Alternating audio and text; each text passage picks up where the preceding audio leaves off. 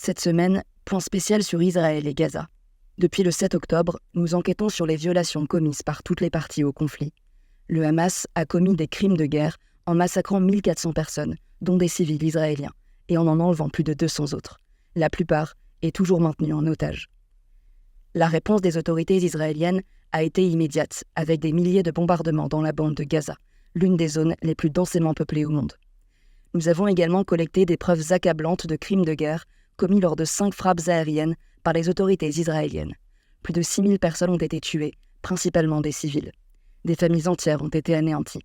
Nos équipes se sont entretenues avec plusieurs témoins, dont Ziad, un Palestinien qui a perdu son fils.